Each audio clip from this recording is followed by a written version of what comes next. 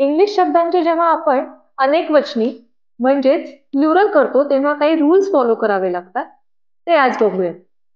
जे शब्द वाय ने संपतात त्यांचा प्लुरल कसं होतं ते बघूया.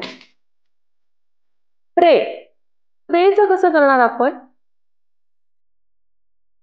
त्याच्या मागे एस लावून प्रेस होतो. आता सिटीचं कसं होईल? तुम्हाला काय वाटतं?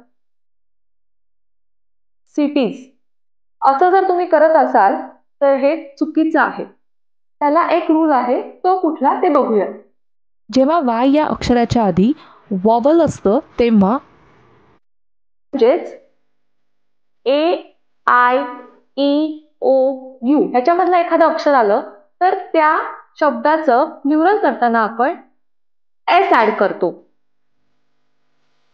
आणि तेच जर वाय या अक्षराच्या आधी कन्सोनंट्स आले म्हणजेच अदर दॅन वॅवल्स तर त्या शब्दाचं प्लुरल करताना आपण आय ई एस लावतो वाय काढून. आपण अजून एक्झाम्पल्स बघूयात. बॉय आणि बेबी इथे पण ओ आला आहे, जे की बोवेल आहे म्हणून आपण एस ऍड करतो. इथे बी आला आहे जे की कन्सोनंट आहे, त्याच्यामुळे आपण वाय काढून आय ई एस लावलेला आहे. आता तुम्ही सांगा,